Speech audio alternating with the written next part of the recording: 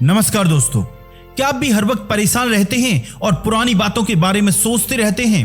क्या आप सारे दुखों की वजह जानकर उनसे छुटकारा पाना चाहते हैं? तो ये बुक समरी आपके लिए है। इस बुक समरी से आप सीखेंगे कि कैसे ईगो की वजह से हम सभी लोग परेशान रहते हैं और कैसे हम इससे छुटकारा पा सकते हैं। हम देखेंगे कि किस तरह सभी धर्म हमें शांति से रहने का उपदेश देते हैं और हम देखेंगे कि किस तरह से वर्तमान में रहकर अपनी सभी परेशानियों से छुटकारा पाया जा सकता है। तो चलिए शुरू करते हैं। इंसान हमेशा से ही लालची, स्वार्थी और एक खतरनाक प्राणी रहा है। पिछले 100 साल से इंसान ने बहुत सारे बम और जहरीली गैसें बनाई हैं जिससे सिर्फ इंसान का ही नुकसान हुआ है।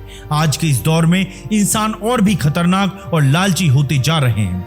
इंसान का यही पागलपन उसकी परेशानी की वजह है। इंसान के इन्हीं आविष्कारों की वजह से आज पूरी दुनिया में आतंक फैला हुआ है और सभी लोग डर में जी रहे हैं। दुनिया भर के अलग अलग धर्मों में दुख की अलग अलग परिभाषाएं दी गई हैं। रामायण के एक महर्षि ने कहा है, सब मोह माया है। उनके हिसाब से ये दिमाग एक माया जाल में भ्रमित रहता है और यही माया उनसे सारी गलत काम करवाती है। बौद्ध धर्म के गुरुओं ने बताया कि ये दुनिया दुखों से भरी पड़ी है और सभी दुखों का एक ही कारण है, इच्छा। अगर इंसान अपनी इच्छाओं को सूली पर चढ़ा दे तो उसके सारे दुख खत्म हो जाएंगे। जैन धर्म के तीर्थकारों ने दुख जैसी दूसरी भावनाओं से छुटकारा पाने के लिए इस दुनिया की सभी चीजों से नाता तोड़ लिया था। उन्होंने कपड़े पहनना भी छोड़ दिया था। क्रिश्चियन धर्म में पाप को परिभाषित किया गया है। उसमें कहा गया है कि इंसान होने का कर्तव्य भूलना ही सबसे बड़ा पाप है। इस्लाम कहता है कि एक मासूम इंसान की हत्या करना पूरी मानवता की हत्या है। सभी धर्मों ने लगभग एक ही संदेश दिए हैं। सभी धर्मों ने कहा कि ख्वाहिश ही इंसान की सबसे बड़ी दुश्मन है, लेकिन अब तक कोई भी धर्म हिंसा को रोक पाने में सक्षम नहीं हो पाया। हमें इस हिंसा से निपटने के लिए दूसरे नए तरीकों की जरूरत है। इंसान हमेशा से ही हिंसा जैसी चीजों को देखता आ रहा है। बहुत सारे धर्म गुरुओं ने हिंसा से निपटने के लिए नए धर्म बनाए, लेकिन इनसे कोई फायदा नहीं हुआ। जब ये धर्म बनते थे तो ये धर्म नहीं हुआ करते थे। ये हिंसा और जातिवाद से निपटने के मूवमेंट्स हुआ करते थे, लेकिन आने वाले समय के साथ लोग इन मूवमेंट्स को धर्म की तरह अपनाने लगते थे, जिससे जातिवाद और हिंसा और बढ़ जाती थी। इतिहास में बुद्ध और महावीर जैसे लोगों ने हिंसा को रोकने की बहुत कोशिश की। गौतम बुद्ध ने कहा, जियो और जीने दो। समय के साथ हम इन्हें भगवान की तरह पूजने लगे, लेकिन इनकी दी हुई शिक्षा को भूल गए। लेकिन आखिर ऐसा क्यों होता है? क्यों ये मूवमेंट्स धर्म बन जाते हैं और लोगों में हिंसा बढ़ा देते हैं? आइए इन सवालों पर गौर करते हैं। जब इन मूवमेंट्स की बागडोर दूसरों के हाथों में आती थी, वे इन मूवमेंट्स में कुछ ऐसी बातें लागू करते थे जिनका मूवमेंट से कोई लेना देना नहीं था। समय के साथ ये मूवमेंट्स अपना अर्थ खोने लगे।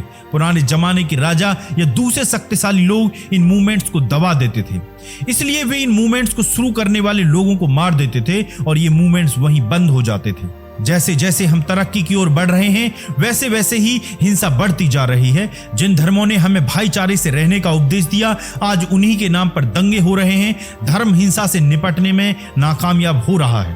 तो आखिर हम हिंसा से छुटकारा कैसे पाएं? हिंसा रोकने से पहले हमें हिंसा की वजह को जानना होगा। इससे पहले आप ये सवाल पूछें कि हिंसा कैसे रोकें। आपको ये सवाल पूछना चाहिए कि हिंसा क्यों होती है। हिंसा की वजह है ईगो। हमारा ईगो ही हमें कभी भी शांति से नहीं बैठने देता। ईगो को पास्ट और फ्यूचर में रहना पसंद है। ये हमेशा बीती बातों को सोचता रहता है या आने वाली चीजों की फिक्र करता रहता है। आज हर कोई सफलता पाना चाहता है। उन्हें लगता है इंसान अपनी सफलता से जाना जाता है। इसी सफलता को पाने के लिए इंसान हमेशा परेशान रहता है और इसके पीछे भागता रहता है।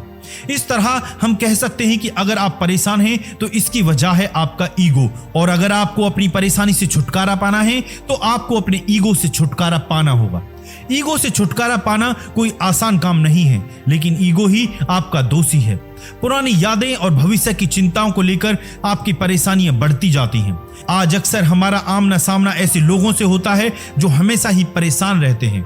अगर वो लोग अपने घमंड, ख्वाहिश और ईगो को छोड़ दें तो उनकी सारी परेशानियां खत्म हो जाएंगी। ईगो की वजह से ही हमारे सोचने समझने की क्षमता कम हो जाती है। अक्सर हम गुस्से में कुछ ऐसे काम कर बैठते हैं जिनका हमें बाद में अफसोस होता है। ऐसा इसलिए होता है क्योंकि हम अपने आप को नहीं जानते। हम अपने ही ख्यालों में उलझे रहते हैं और उसे काबू नहीं कर पाते। सारे दर्द और सभी परेशानियों को ढोते रहना ही ईगो का काम है। आइए इस कहानी से समझते हैं कि ईगो किस तरह से हमें परेशान रखता है। एक बार एक अंधी बूढ़ी महिला जंगल में रास्ता भटक गई। दो साधुओं ने उस बेचारी महिला को देखा। उनमें से एक साधु ने उस बूढ़ी महिला का घर पूछा और उसे अपनी गोद में उठाकर उसके घर तक ले गए। यह बात दूसरे साधु को अच्छी नहीं लगी। इस घटना के कुछ घंटों के बाद दूसरे साधु ने कहा, आपने जो किया वो हम साधुओं को शोभा नहीं देता। इस पर उस साधु ने कहा, मैंने तो उस महिला को कई घंटों पहले ही उतार दिया, लेकिन आप उसे अब भी उठाए हुए हैं।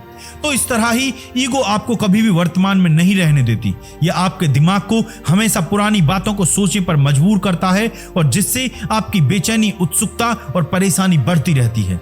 अगर कभी आपका किसी से झगड़ा हुआ हो तो आप उस बात को कई दिन तक याद करते रहते हैं और अपने ख्यालों में ही उस इंसान को बार बार मारते रहते हैं। क्या इससे आपको सुकून मिलता है? नहीं, बल्कि आप और बेचैन हो जाते हैं। इसलिए हमें कभी भी पुरानी बातों को याद नहीं करना चाहिए। अगर आपके साथ कुछ अच्छा नहीं हुआ तो आप उस बात को वहीं पर छोड़कर आगे बढ़ जाइए।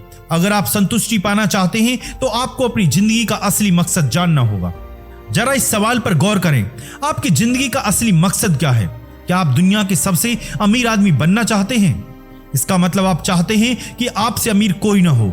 आप सबसे अमीर रहने के लिए हमेशा ही परेशान रहेंगे और दूसरों से कंपटीशन करते रहेंगे। क्या आप समाज के लिए कुछ अच्छा करना चाहते हैं? इसका मतलब है कि आप समाज में अपनी पहचान बनाना चाहते हैं। आप अपने आप को देखना चाहते हैं कि आप औरों से अच्छे हैं। अब क्या आप एक खुशहाल परिवार पाना चाहते हैं? जरूरी नहीं है कि आपका परिवार आपके हिसाब से ही रहे और आपकी बातों को माने। घर में झगड़े होते रहते हैं जो कि आपकी परेशानी की वजह बन सकता है। तो इन सबसे एक बात साफ है कि अगर आप कुछ हासिल करना चाहते हैं तो वो न मिलने पर आपको तकलीफ जरूर होगी और उसे पाने के लिए आप हमेशा मेहनत करते रहेंगे और हमेशा परेशान रहेंगे। इसलिए आपको बाहरी जरूरतों को छोड़कर अंदर की जरूरतों के बारे में सोचना चाहिए। हम सभी की बाहरी जरूरतें भले ही अलग अलग हों, पर अंदर की जरूरतें एक जैसी ही हैं। हम सभी खुश रहना चाहते हैं और सुकून से अपनी जिंदगी बिताना चाहते हैं। अंदर की जरूरतों को पूरा करने के लिए हमें ईगो के जाल में उलझना छोड़ना होगा। आपको ये जानना होगा कि सोच में होने और होश में होने में बहुत अंतर है।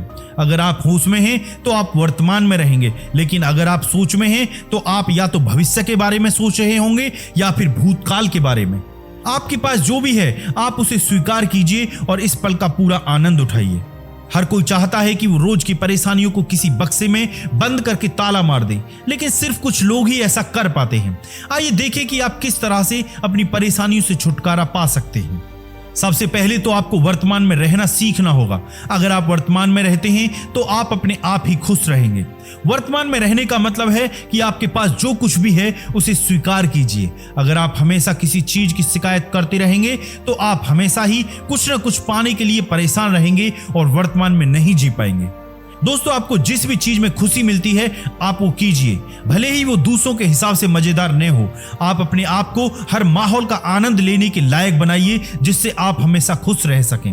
लेकिन फिर भी अगर आप जो कर रहे हैं उसमें आपको खुशी नहीं मिल रही तो आप वो काम छोड़ दीजिए।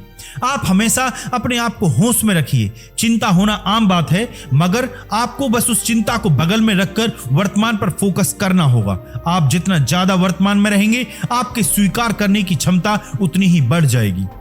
दोस्तों, वक्त है इस बुक समरी के कंक्लूजन का। दोस्तों, आज की इस भागदौड़ भरी जिंदगी में हम इतने उलझे हुए हैं कि हम अपनी जरूरतों को पूरा करने के लिए गलत रास्तों को अपना रहे हैं। इसलिए आज दुनिया में हिंसा बढ़ती जा रही है। इन सभी की शुरुआत ईगो से ही होती है, मगर हमारा ईगो हमें दूसरों से हमेशा बेहतर बनने को उकसाता है। हमारे ईगो को हमेशा दूसरों से बेहतर बनने की उत्सुकता रहती है। इसलिए जरूरी है कि हम अपने ईगो से छुटकारा पाएं और अपने जीवन को एक नए आयाम तक लेकर जाएं। दोस्तों, इसी तरह की ऑडियो बुक समरीज के लिए इस चैनल को लाइक करें, सब्सक्राइब करें एंड शेयर करें। बहुत बहुत धन्यवाद। खुश रहिए।